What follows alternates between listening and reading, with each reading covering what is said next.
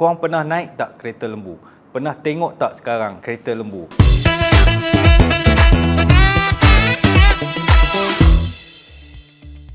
Kereta lembu merupakan salah satu kenderaan tradisional yang sangat penting dalam sejarah kehidupan masyarakat, khususnya di rantau Asia Tenggara termasuklah Malaysia. Ia digunakan sejak ribuan tahun lalu, dipercayai bermula di India dan Asia Selatan. Kemudian tersebarlah di Asia Tenggara melalui aktiviti perdagangan. Kalau kita belajar tentang sejarah, kita tahulah memang aktiviti perdagangan ni bermula di Melaka dan aktif di situ, dan melalui pintu masuk di Melaka lah tersebarnya pengangkutan, iaitu kenderaan pengangkutan kereta lembu sebelum kita kenal sekarang ni kenderaan bermotor.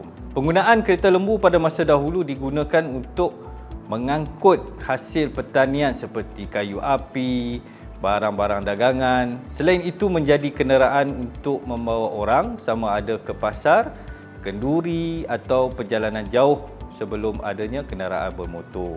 Ia masih digunakan di dalam acara-acara seperti festival, pertunjukan budaya.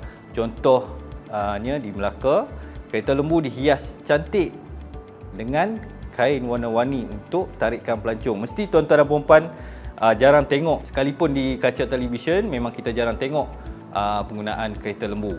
Jadi hari ini kereta lembu juga digunakan sebagai simbol ketahanan tradisi masyarakat Melayu dan India di Malaysia. Sebab apa India? Sebab penggunaan kereta lembu ni kalau di luar Malaysia dia memang terkenal di India. Kalau kita tengok filem-filem India Bollywood pun kita nampak dia orang masih lagi menggunakan kereta lembu dalam aktiviti perfilman dia orang. Kalau kita kaji berkaitan ciri-ciri kereta lembu pula, ketahanan dia mesti lasak. Sebab kita pada masa dulu mana ada jalan tar lagi.